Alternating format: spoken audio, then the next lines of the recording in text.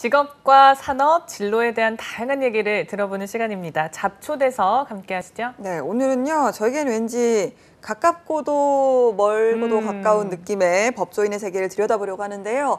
홈즈 법률사무소의 하서정 대표 변호사와 함께합니다. 어서 오세요. 안녕하세요. 네, 반갑습니다. 네. 저희가 사실 이제 변호사라고 하면 TV에서 많이 봐서 그런지 굉장히 이지적이면서 날카로운 그런 인상을 상상했었는데 정말 따뜻한 인상이셔서 좀 놀랐고요. 예. 혹시 변호사 일을 하신 지 이제 얼마나 되셨나요? 네, 저는 지금 4년 차 변호사로 일하고 있습니다. 오, 4년 차요? 지금 4년 차쯤이면 많이 좀 적응이 되셨나요? 네, 그럼요. 저희가 네. 보통 이제 TV에서 이제 변호사분들 뭐 출연도 워낙 많이 하시니까 네. 뭐 일상도 잠깐 엿보면 굉장히 좀 바쁜 그런 느낌이거든요. 뭐 남자분 여자분 할 것 없이 네. 뭐 재판 관련도 하시고 뭐 요즘 TV 출연도 많이 하시고 그러는데 변호사의 어떤 하루 일과는 어떻게 돌아가나요, 보통? 네, 저 같은 경우는 먼저 이제 손님 계시면 상담을 하게 되고요. 그리고 또 이제 서면을 쓰게 되는데 간단한 서면은 뭐 하루 한두 시간 정도면 쓰게 되는 서면도 있지만 어떤 거는 며칠에 걸쳐서 뭐 증거도 취합하고 조사도 하고 얘기도 오랫동안 말씀 나눠서 듣고 오랫동안 서면을 쓰기도 하고요. 또 다른 거는 또 이렇게 방송 출연하기도 하고 또 어쩔 때는 봉사활동 가거나 뭐 이런 일도 있고 실제로 제가 이제 봉사활동을 갔을 때 그 토요일이었는데 전날이 금요일이었고 여러 변호사님들 계셨는데 단 한 분도 12시까지 전날 일하지 않으신 분이 없을 정도로 다들 바쁘게 일하고 계셨습니다. 네, 역시나 워라벨은 조금 기대하기 힘든 기대하기 어렵습니다. 직업일 수 있겠다라는 네, 생각이 네. 듭니다. 변호사님께서는 원래 이제 대학에서 경영학을 전공하셨다라고 얘기를 들으셨고 졸업 후에 대기업과 정부 출연기관에서 근무를 하셨다고 들었는데요. 어떤 곳이었나요? 네, 제가 일했던 곳은 현대중공업이라는 회사였는데 제가 일했던 부서가 그 엔진 해외 영업부라고 해서 그 선박이 있으면 선박 내에 엔진이 가장 중요한 역할을 하는데요. 그 엔진을 그 국내에서 또 소화하기도 하지만 해외 이제 회사들이 엔진을 이제 구매를 하려고 요청을 하고 그럼 파는 일이었었거든요. 당시는 제가 일했을 때는 이제 우리나라 그 경기가 매우 좋고 조선 경기 자체가 호황이던 시절이어가지고 전 세계에서 세계 1위 회사였던 그런 엔진 회사에 전부 다 줄을 서서 살려고 했던 시기였어요. 그래서 당시 이제 여러 고가의 엔진을 많이 팔았었고요. 그게 이제 제가 했던 일이었었고 두 번째로는 그 제가 정부 출연 기관 중에 그 한국전기연구원이라는 곳에서 일을 했는데 그곳에서는 제가 그 인사팀에서 일을 했어요. 그래서 뭐 채용도 했었고 또 그 평가 이런 일도 했었고 또 국정감사에 대비를 해요. 이런 공공기관이기 때문에 그래서 공공기관에서 이제 국정감사를 위해서 여러 가지 자료를 준비해서 제출을 해드리고 뭐 이런 일을 많이 했었습니다. 네. 와. 근데 보통 저희가 이제 투데이 잡스에서 다루는 이제 회사들이 대기업이나 공기업 취업이잖아요. 정말 많은 분들이 좀 원하는 회사이기도 한데 그 회사들을 거쳐서 굳이 다시 변호사의 길로 들어가시게 된 계기가 진짜 궁금하네요. 어떤 특별한 계기가 있었다고는 하기는 어려운데 이제 일을 하다 보니까 제가 있어야만 하는 일, 그러니까 대체가 불가능한 일을 하고 싶다라는 생각을 항상 회사에서도 했었어요. 사실 조직에 들어가면 그 일 자체에서 보람도 느낄 수 있고 또 조직 속에서 행복도 있고 또 그 조직이 보장해주는 안정된 그런 기쁨도 많거든요. 근데 그것보다 저는 더 제가 우선가치를 두고 있었던 거는 제가 해야만 하는 일, 제가 대체될 수 없는 일 하는 것이 저한테는 더 소중했던 것 같아요. 그래서 그 생각에 이제 변호사를 해야겠다라고 생각을 하고 로스쿨을 가게 되었습니다. 네, 대체될 수 없는 사람이 되고 싶었다라는 말씀이 인상 깊습니다. 굉장히 차분하게 말씀하시잖아요. 그러니까요. 근데 끼가 상당하십니다. 끼가 상당하세요? 네, 학창 시절의 꿈이 그 치어리더이셨다고요. 네. 물론 뭐 직업에 대한 꿈이 계속 줄곧 치어리더이기만 했던 것은 아니지만 그런 꿈을 꿨던 시기도 굉장히 길었는데요. 네. 사실 어릴 때 이제 부모님이랑 야구장을 갔다가 치어리더 분이 계시고 너무 멋있어 보이더라고요. 멋있죠. 네. 그래서 이제 그걸 보고 또 제가 원래 평소에 굉장히 흥이 많고 춤추고 노래하고 이런 걸 좋아했었어요. 그래가지고 이제 부모님한테 저는 그럼 치어리더가 돼야겠다라고 말씀을 드렸었거든요. 노래하고 있는 모습이네요. 네, 그랬더니 부모님이 됐든 뭐 좋다 싫다 말하지 않으시고 네. 그래 좋은데 만약에 네가 공부를 열심히 해가지고 서울대를 가서 만약에 치어리더를 하면 그 치어리더 이제 선배들이 원래는 굉장히 무서울 수도 있고 네. 분기를 세게 잡을 수도 있는데 네가 공부를 잘해서 서울대를 가면 잘해줄 거라고 오. 일단은 대학교에 가서 이제 네. 하자고 말씀을 하시더라고요. 그래서 또 듣고 보니 또 설득이 돼가지고 공부도 열심히 하고 사실 오랫동안 치어리더 꿈을 꿨었고요. 와. 실제로 제가 대학교 때는 잠깐 저희 학교에 생겼다가 없어진 동아리가 있는데 그 드림 치어단이라고 있었어요. 네. 거기도 들어도 갔다가 금방 없어졌기 때문에 올해는 못했지만 그런 활동도 했었습니다. 야, 진짜 멋있으시네요. 치어리더일 거. 네. 네. 아니 그러면 그렇게 좀 끼도 많고 이런 분이 명문대를 입학을 하시고 대기업을 근무를 하시고 공기업 근무하시고 변호사라는 어떤 그 이제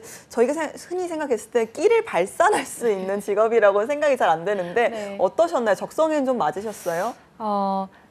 이 혈액형이 사실 과학적 근거가 없다고는 하는데 제가 A형이고 네. 또 보면 좀 순응하는 그런 성격도 있어서 뭐랄까요? 그러니까 제가 하고 싶은 거 하면 또 즐겁고 재밌는 거는 이렇게 흥 발산하고 노래 부르고 춤추고 이런 일이긴 했지만 또 제가 잘할 수 있는 거는 좀 뭐 논리적인 글을 쓴다든지 거기에 대해서 그 관련된 일을 하는 거 이런 일을 제가 잘할 수 있는 일이구나라고 생각을 해서 그걸 구별해서 받아들이고 지금까지 일을 해왔던 것 같습니다. 네, 어찌 보면 좀 카멜레온이신 것 같다는 생각이 드는데 치어리더 하고 싶으셨다고 하셨잖아요. 네네. 이게 끝이 아니에요. 끝이 아니에요? 노래 뭐가 있지? 좋아하셨는데 심지어 미스트롯 2에 나가셨다고 아, 들었어요. 진짜요? 네.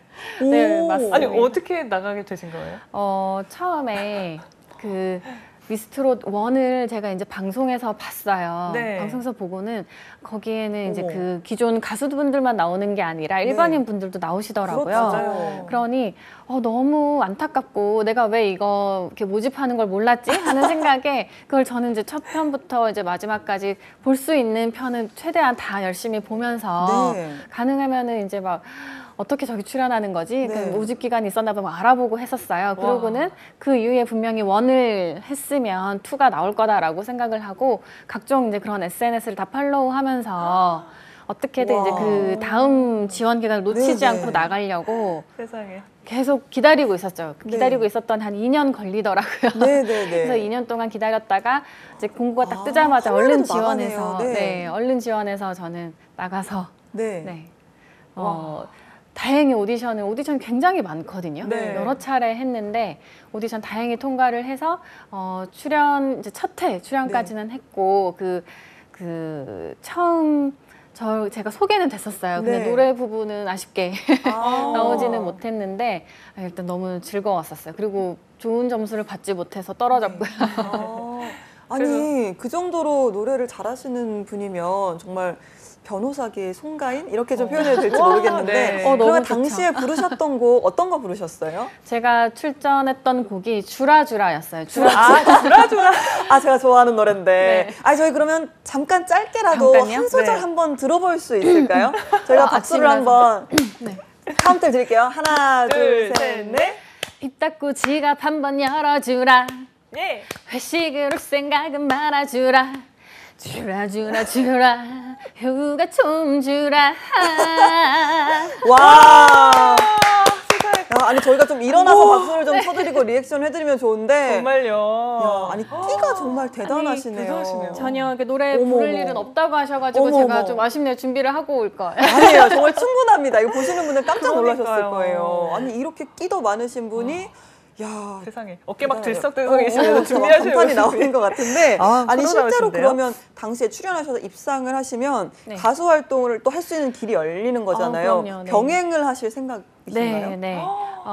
실제로 제가 그때 야. 이제 표방했던 저의 네. 그 모토랄까요? 그게 트로이어였어요. 트로트 네. 로이어. 아. 네, 그래서 주중에는 변호사, 본캐로서 네. 변호사 일을 하고요. 또 주말에는 트로트 가수가 네. 돼서 부캐로 오, 요즘 우와. 본캐 부캐 유행하잖아요. 네, 맞아요. 그렇게 활동하는 게 저의 이제 바람이었었고 실제로 그 이후에도 어떻게 인연이 닿아서 그 박토벤이라고 혹시 아시나요?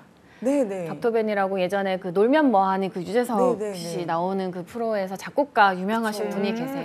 네. 그분도 우연한 기회로 또 뵙게 되고 실제로 이제 이 곡을 취입을 하라고 하시면서 곡도 지금 받아둔 우와. 상태예요. 와, 그래서 네. 지금도 아직까지도 이 본 캐릭터와 부 캐릭터를 병행을 하겠다는 꿈을 네. 버리지 못하고 마음속에는 갖고 있고 또 꿈도 꾸고 있고 준비도 하려고 생각하고 있습니다. 아니 저희가 나중에 정말 스타가 되실 분인데 맞아요. 지금 나중에 이 방송이 정말 성지순례가 될 수도 있지 않을까라는 네. 생각이 듭니다. 혹시 나중에 앨범 내시면 가수로 다시 한번 이 자리에 그러니까요. 모셔보도록 네, 하겠습니다. 네. 꼭 불러주세요. 너무 좋네요. 사실 이 얘기를 조금 더 하고 싶긴 하지만 네. 이제 본업이 오늘 변호사를 네. 소개하는 네. 일이니까요. 우선 지금 이제 담당하는 분야도 굉장히 다양하다고 들었는데 네. 주로 담당하는 업무는 어떤 건데요? 네, 아무래도 제가 그 여자 변호사여서 그런지 저한테 이제 여성 손님들이 많이 찾아오시는데 그런 결과 그 이혼 사건이 굉장히 많아요. 이혼 네. 사건이 많고 또 저의 특성 때문인지 이제 제가 좀 그 손님들한테 말씀을 잘 들어드리고 네. 좀 편하게 해드린다고 말씀 많이 하시는데 그 덕분에 이제 그 성범죄로 이제 많이 상처를 받으신 분들, 그 피해자분들이 저를 많이 찾아주시고요. 또 이렇게 지금 방송에도 나오고는 있지만 제가 경영학과 출신이고 네. 또 회사 일을 했다 보니까 그 기업 법무, 기업 강연도 많이 하고 있습니다. 와, 그러니까 보통 저희가 이제 뭐 이혼 소송 전문 변호사라든지 뭐 그런 타이틀을 많이 접하게 되잖아요. 내가 많이 이제 맡게 되는 사건이 나의 또 어떤 주 분야가 되고 이런 스타일인가요? 네.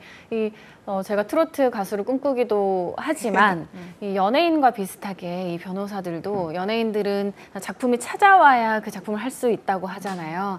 마찬가지로 변호사들도 손님께서 저를 찾아주셔야 제가 그 사건을 맡아서 할 수 있는 거라서 제가 뭐 하겠다고 막 그 욕심만 내서 할 수 있는 게 아니고 손님들이 많이 선택해 주시면 이제 그 일이 자연스럽게 이제 제 경험이 쌓이고 전문 능력이 이제 생기게 되면서 그 전문 분야가 그렇게 생기게 되는 것 같습니다. 네, 저희 같은 이제 일반인을 대변해 주시고 네. 같이 어떻게 보면 논리로 이제 싸워주시는 네. 분이세요. 그렇기 때문에 어떤 사건에서 이겼을 때는 정말 기분이 좋을 것 같고 졌을 때는 정말 아쉬운 그런 감정도 네. 들 것 같은데 좀 네. 생각나는 어떤 에피소드 있으세요?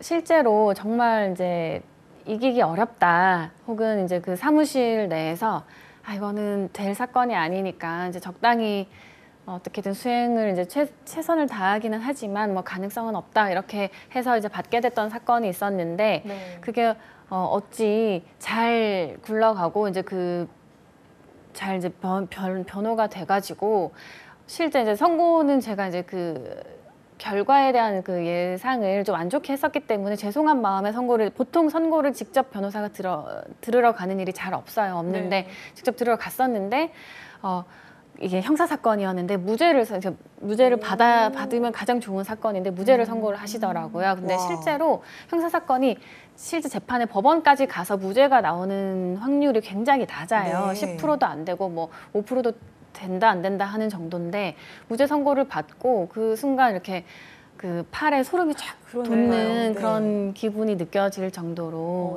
기분이 무척 좋았던 사건이에요. 보통 이렇게 어려웠던 사건이었는데 어떤 인연이 돼가지고 그 반전의 결과를 얻으면 그때 가장 기분이 좋고 기억에도 오래 남습니다. 굉장히 좀 뿌듯하셨을 것 같아요. 네. 반대의 경우로 좀 내가 맡고 싶지 않은 사건을 맡게 되는 경우도 네. 있을 것 같거든요. 네, 네. 어떠신가요?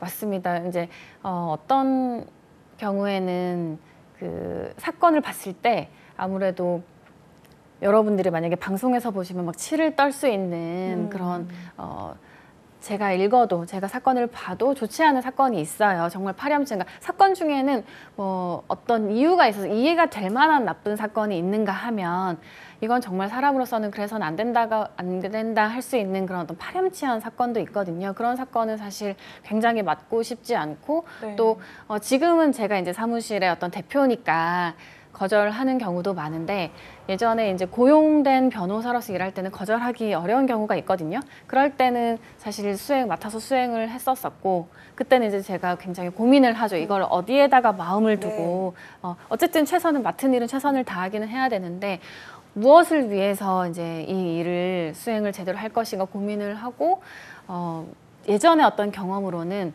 어린아이에 대한 어떤 성범죄, 그러니까 네. 위력에 의한 간음이라고 해서 그런 사건이 있었어요. 그래서 아이에 대한 굉장히 안타까운 마음이 있죠. 그래서 네. 근데 이 사건은 수행은 이제 제가 그때 고용변이어서 하기는 해야 되는데 어떻게 해야 되나 뭐 고민을 하다가 그 피고인의 배우자와 자식들이 굉장히 딱했었어요. 그래서 이분들을 위해서 어떤 제가 할 수 있는 최선은 다하자라는 마음으로 수행했던 기억이 납니다. 네.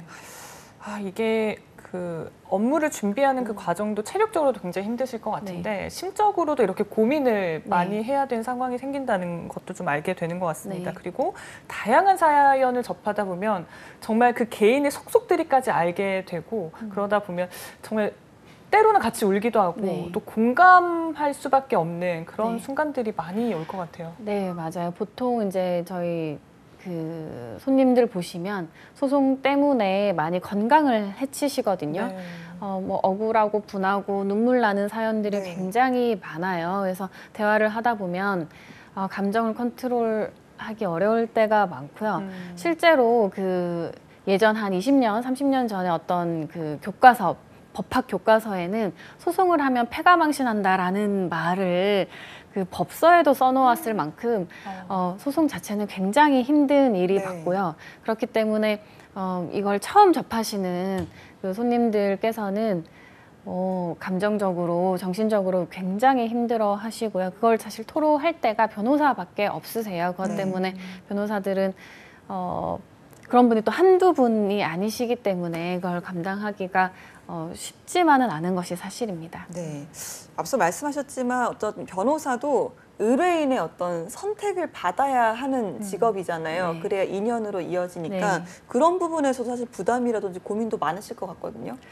네, 처음에 이제 개업을 할 때는 사실 개업하시는 변호사님들의 대부분 공통된 고민이기도 한데 누가 이제 나를 알고 내가 이렇게 일을 하고 있다는 것을 네, 알고 네. 나를 선택해 줄까 하는 고민들을 다들 하시고 두려워하시면서 이제 일을 시작하시고요. 저도 마찬가지로 그런 고민을 했었는데 이제 막상 이제 개업을 하고 어떻게 해서든 이제 결국은 일을 하고 성실히 하는 사람한테는 기회가 주어지는 게 아직 이제 우리 사회더라고요. 그래서 지금은 그런 고민을 한시름 덜었는데 이제 그런 같은 고민을 했던 변호사님들과 모여서 저희가 책도 한 권을 내기도 했었어요. 그 슈퍼 1인 변호사라고 해서 네.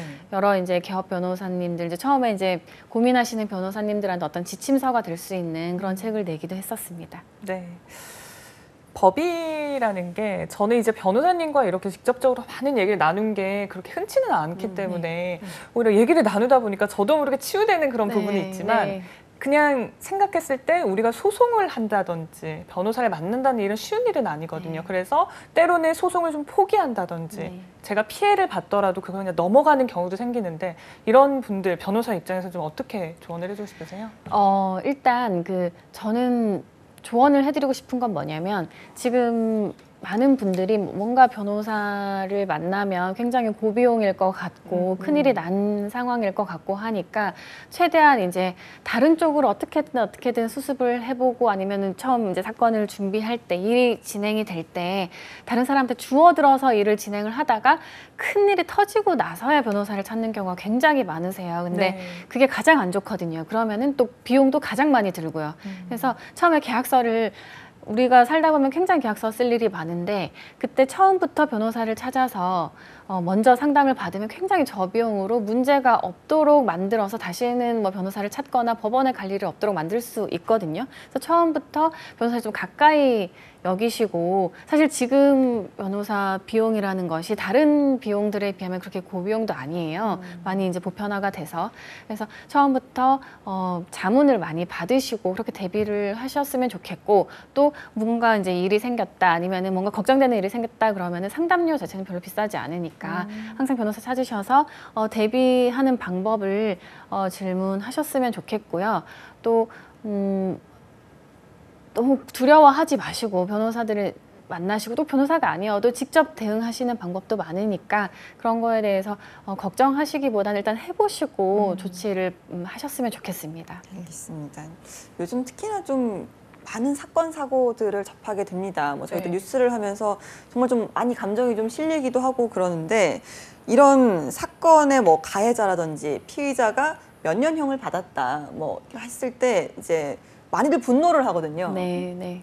탓을 하기도 하고요. 뭐 그 재판에 관계된 분들을 그럴 때마다 좀 어떤 생각을 하시는지요?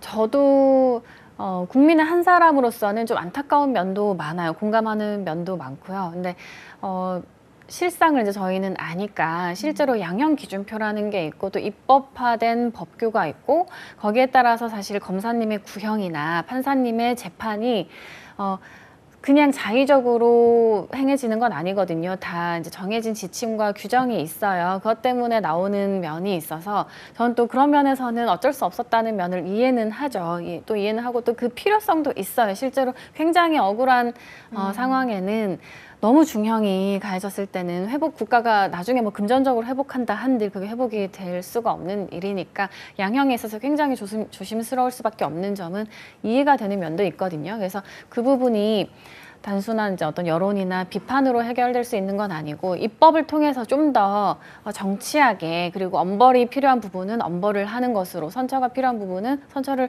완전히 해줄 수 있도록 어떤 판사님이나 법원의 재량도 더 넓어져야 된다고 생각을 해요. 예, 이렇게 입법적으로 해결이 돼야 되는 거지 지금 그냥 단순한 개개의 재판부에 대한 비판으로는 해결될 수 없는 문제라고 생각합니다. 네, 이렇게 변호사로서의 하서정 변호사님의 생각을 들어봤고요. 이제 변호인이 되고 싶다 하는 우리 취준생 분들도 꽤 많으신 것 같아요. 그래서 이분들에게 좀 조언을 구하고 싶은데 공부도 당연히 중요한 것 같고 플러스 알파로 한다면 어떤 걸 좀 추천을 해주시겠어요? 아무래도 이게 말하고 글 쓰고 어떤 논리적인 구조를 갖추는 일이어서 책을 많이 읽으셨으면 좋겠고요. 그리고 변호사를 하게 되면 굉장히 원치 않더라도 사회 갖가지 일에 대해서 여러 분야에 대해서 관심을 가져야만 되게 되고 알게 되는 면이 있어요. 그래서 원래부터 그렇게 여러 사회 분야에 관심을 많이 갖고 거기에 대해서 생각을 하기를 좋아하시는 분이라면 더 변호사 일에 적합할 것 같거든요. 그래서 다양한 분야에 관심을 가져보셨으면 좋겠습니다. 네. 직업을 여러 번 바꾸셨거든요. 네. 꿈도 굉장히 다양하게 갖고 계시고요. 혹시 지금도 어떤 진로에 대한 고민이라든지 또 다른 꿈을 꾸시나요? 지금은 아까 말씀드린 대로 저의 부캐릭터를 어떻게 하면 정말로 할 수 있는가에 대한 고민이 있고요. 그리고 변호사 직업에 대해서는 더 이상의 회의는 없고 막 바꾸거나 그럴 생각은 없고요. 이 변호사 일을 저의 이제 앞으로 목표대로 어떻게 하면 잘 해 나갈 수 있을까 그걸 꿈꾸고 있습니다. 그러면 그게 변호사님의 최종 꿈이신가요? 네. 제 최종 꿈이라고 하면은 어떤 제가 이제 앞으로 나아가게 되는 분야에 있어서 어떤 그 분야의 변호사로서의 대명사가 되고 싶은 게 제 꿈이에요. 예를 들면은 그 교통사고계에서는 한문철 변호사님이라고 바로 떠오르는 것처럼 저도 어떤 분야 하면 하서정 변호사가 있지라고 생각하는 그게 저의 꿈입니다. 네. 저희 프로그램 특히나 좀 취준생분들이 많이 보시거든요. 네. 또 로스쿨이나 변호사를 준비하시는 분들도 많으실 텐데 뭐 모든 취준생분들께 한 말씀 해주신다면요. 저도 취준생으로서 그런 일을 취업 준비 일을 많이 해봤었거든요. 근데 그때 생각하면은 제가 아까 처음에 변호사 일 말씀드렸던 것처럼 누가 이제 내 정말 진가를 알아보고 내가 그 회사에 들어가서 일을 정말 잘할 수 있다는 거, 그 직업을 택했을 때 너무나 잘 수행할 수 있다는 거를 어떻게 알아보고 나를 뽑아줄까 하는 그런 걱정을 많이 해서 좀 소극적이고 소심하게 임했던 것 같은데 그러실 필요 전혀 없고 결국은 사람이 굉장히 특출나기는 어렵거든요. 그냥 그 상황에서 최선을 다하면 어디에서든 지금 준비하시는 그 분들의 능력을 최대한 다 알아봐 주실 거라는 것을 저는 알고 있거든요. 그렇게 지금 보시는 분들도 그 사실을 믿고 준비하셨으면 좋겠습니다.